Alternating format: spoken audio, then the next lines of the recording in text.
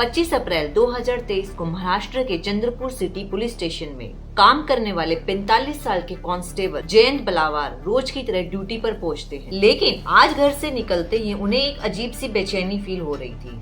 नीति ने आज के दिन कुछ और ही लिखा हुआ था। जयंत जी जैसे ही ऑफिस पहुंचे वो चक्कर खाकर नीचे गिर गए। आसपास के लोगों ने आनन फानन में उन्हें चंद्रपुर के government medical college and hospital में एडमिट कराया, परंतु तमाम कोशिश के बाद भी जयंत जी नहीं बच पाए। घर वालों को जब इसकी खबर लगी तो उनका रो रो कर बुरा हाल था। जयंत जी की पत्नी के अलावा उनकी एक बेटी भी थी जिसे वो बहुत प्यार करते थे। बेटी का नाम था आर्या। आर्या 19 साल की थी। बॉडी का पोस्टमार्टम करके बॉडी को अंतिम संस्कार के लिए फैमिली को हैंडओवर कर दिया।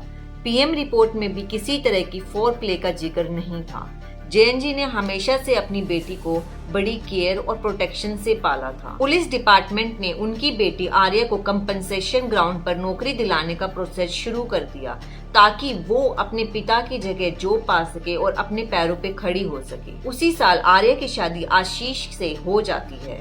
वो भी अपनी पिता की जगह जॉब करता था। वो पुलिस कांस्टेबल पोस्ट पे था। ये शादी आर्या की जिंदगी में एक नई शुरुआत लेकर आई थी, लेकिन 3 साल बाद ये कहानी ऐसा मोड़ लेने वाली थी जो कि हर किसी की सोच से परे थी। 2026 में आर्या का हस्बैंड आशीष पुलिस स्टेशन पहुंचता है और एक ऐसा अपराध सबको बताता है जिससे पूरा पुलिस डिपार्टमेंट चौंक जाता है और देश के सामने एक ऐसा केस आया जिसने दिखा दिया कि मासूम चेहरे के पीछे छुपी शैतानी फितरत किसी भी रिश्ते का लिहाज नहीं करती। आइए जानते हैं शुरू से आखिर वो कौन सा अपराध था जो आशीष ने पुलिस वालों को बताया। आइए चलते हैं उस सुबह जब जयंत जी आखिरी बार ड्यूटी पे पुलिस स्टेशन गए थे। उनकी बेटी ने बहुत प्यार से उनके लिए नाश्ता बनाया और जयंत जी का फेवरेट मिल्क शेक, जिसे पीने के बाद जयंत जी ड्यूटी पे चले गए। कुछ ही देर बाद वो चक्कर खा के नीचे गिर गए और दोबारा कभी नहीं उठे।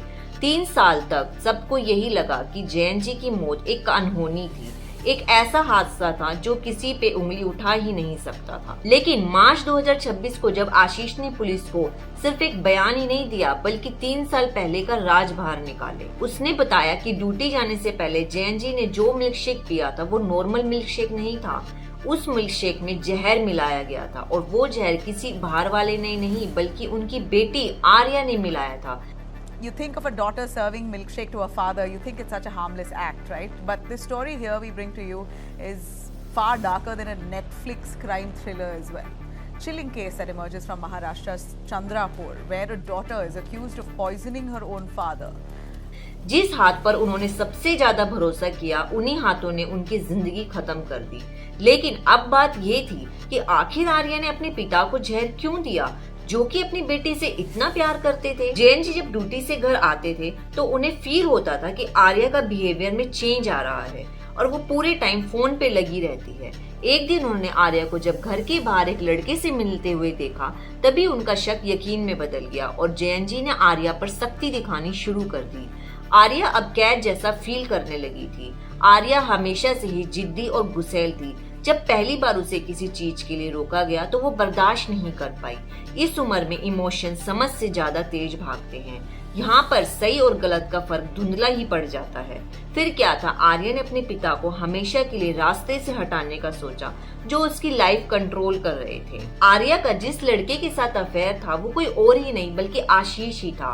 वही आशीष जो बाद में चलकर उसका पति बना।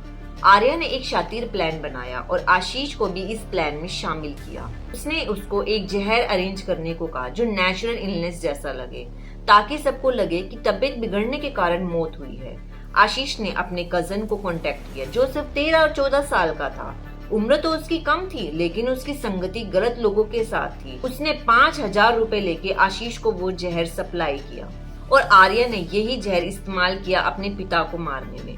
आपको क्या लगता है कि आर्या ने सिर्फ इन पाबंदियों के कारण ही अपने पिता को मारा? नहीं, बल्कि इस फैसले के पीछे एक और वजह थी जो कि धीरे धीरे आर्या के दिमाग में जगह बना रही थी और वजह थी कि अपने पिता के सर्विस के दौरान हुई मौत पर मिलने वाली कंपनसेट ग्राउंड पर जॉब। और वो ये जब से सोच रही थी जब से वो आशीष से मिली थी, क्योंकि आशीष की भी पुलिस में भर्ती अपने पिता की जगह मिली थी। अपने पिता की हत्या करना आर्या के लिए किए गए एक तीर से 2 शिकार थे, लेकिन हर पाप की एक लिमिट होती है और ये लिमिट खत्म हो गई जब आशीष पुलिस स्टेशन पहुंचा और उसने खुद अपने मुंह से वे सब कबूल किया जिसे 3 साल से छुपा रखा था। लेकिन ऐसा क्या हुआ कि आशीष को ये राज सामने लाना पड़ा? अपने पिता की मौत के 1 महीने बाद ही आर्या ने आशीष से शादी कर ली। रिसर्च में पाया कि आर्या ने अक्टूबर 2023 में अपना इंस्टाग्राम अकाउंट बनाया था और अपने बायो में भी महाराष्ट्र पुलिस को फ्लैक्स करना नहीं भूली। पिता की मौत के बाद आर्या खुलकर अपनी जिंदगी जी रही थी और हर एक पल को सोशल मीडिया पे पोस्ट करती थी। साल 2025 में आर्या की पुलिस ट्रेनिंग शुरू हो गई। इधर आशीष को प्रोबेशन पीरियड के लिए इनडिसिप्लिन और मिसकंडक्ट के लिए निकाल दिया गया और अब आर्या का उसके प्रति बर्ताव बदलने लगा था। दोनों में छोटी छोटी बात को लेकर झगड़े होने लगे, बात बात पे पुरानी बातें निकलने लगी और एक दिन बहस के दौरान आर्या ने कुछ ऐसी बातें कह दी जिससे आशीष अंदर तक टूट गया। अब ये एक टूटा रिश्ता नहीं बल्कि बदला बन चुका था। अब आशीष ने ठान लिया कि मेरी तो जिंदगी बर्बाद हो रही है लेकिन मैं इसकी भी जिंदगी बर्बाद कर दूंगा। और उस दिन रामनगर पुलिस स्टेशन पहुंचकर आशीष ने वो सब कबूल कर लिया जो 3 साल तक छुपा हुआ था और वो अपने साथ साथ आर्या को भी बर्बाद करना चाहता था। इस बयान के अगले ही दिन पुलिस ने आर्या, आशीष और आशीष की कजन को अरेस्ट कर लिया। पुलिस ने इसे मर्डर केस मानकर इन्वेस्टिगेशन शुरू कर दी।